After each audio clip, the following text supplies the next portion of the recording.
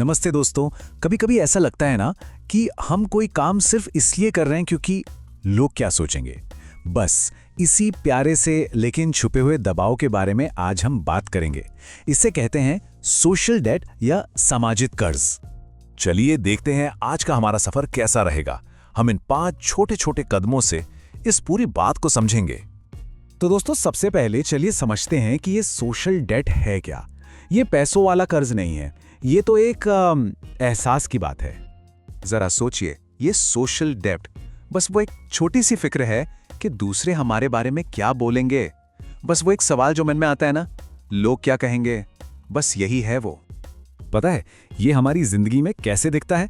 जैसे किसी पार्टी में जाने का बिल्कुल मन नहीं है, पर जाना पड़ता है ताकि कोई बुरा ना मान जाए, या फिर कोई ऐसी चीज खरीद लेना जिसकी जरूरत नहीं, सिर्फ दोस्तों को दिखाने के लिए। और वो जब दिल तो ना कहना चाहता है पर मुंह से हाँ निकल जाता है।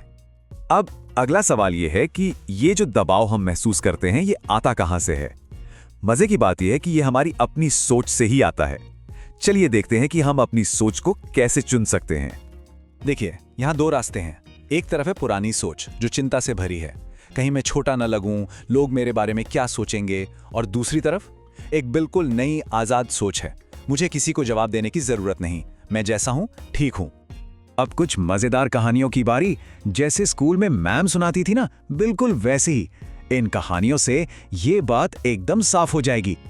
यहां 2 स्टूडेंट्स हैं, राहुल और आशा।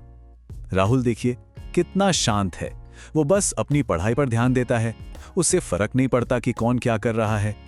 और दूसरी तरफ है आशा, बेचारी हर ग्रुप में फिट होने के लिए परेशान रहती है, दूसरों जैसे कपड़े पहनने के लिए पैसे खर्च करती है और हमेशा टेंशन में रहती है। अब जरा ऑफिस के बारे में सोचिए। यहाँ अरविंद है जो अपने बजट में खुश रहता है, सुकून की जिंदगी जीता है। और दूसरी तरफ मनोज, वो अपने साथियों की बराबरी करने के लिए हर पार्टी में जाता है, महंगी जगहों पर खर्च करता है और फिर पैसों को लेकर परेशान रहता है। और देखिए, ये बात तो बिजनेस में भी होती है। रमेश चुपचाप अपना बिजनेस चलाते हैं, फालतू दिखावा नहीं करते और उनका बिजनेस मजबूत है। वहीं सुरेश एक बड़ी इमेज बनाने के चक्कर में बड़ी बड़ी पार्टियां देते हैं और अंदर ही अंदर उनका बिजनेस मुश्किल में है। तो दोस्तों, अब इस बोझ वाली सोच से बाहर कैसे निकलें? चलिए कुछ प्यारी सी कहानियों से सीखते हैं कि कैसे हम एक नई और सरल सोच अपना सकते हैं। पहली कहानी हमें सिखाती है कि जिंदगी कोई रेस नहीं है दूसरों को दिखाने के लिए। कछुए की तरह धीरे धीरे शांति से अपनी मंजिल तक पहुंचना, इसमें कोई बुराई नहीं है। हम अपने बड़े बड़े नेताओं से भी सीख सकते हैं। पता है, जैसे हमारे शास्त्री जी थे, वो इतने बड़े प्राइम मिनिस्टर थे, फिर भी कितनी सादगी से रहते थे। उन्होंने हमें सिखाया कि असली ताकत सादगी में ही होती है। और देखिए ना, बड़ी बड़ी कंपनियां भी ये बात जानती हैं। जैसे कॉस्टको, वो फिजूल के एड्स पर पैसा नहीं खर्च करते, वो बस अच्छी चीजें कम दाम में देते हैं। और यही वजह है कि लोग उन पर इतना भरोसा करते हैं और वो इतने सफल हैं। चलिए अब आते हैं सबसे जरूरी हिस्से पर। हम अपनी जिंदगी में ये बदलाव कैसे लाएं? इसके लिए हमें बस खुद से कुछ छोटे छोटे सवाल पूछने हैं। बस एक पल के लिए सोचिए, मैं ऐसा कौन सा खर्च सिर्फ लोगों के दबाव में आके कर रहा हूं?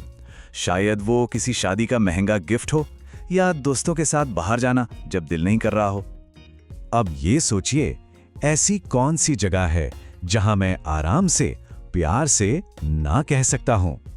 हो सकता है कोई ऐसी पार्टी हो जहां जाना जरूरी नहीं, या कोई महंगी चीज जो बस दिखावे के लिए है। जरा सोचकर देखिए, अगर ये सोशल डेब्ट का बोझ हट जाए तो जिंदगी कैसी होगी? शायद मन में ज्यादा सुकून होगा और बैंक में थोड़े ज्यादा पैसे।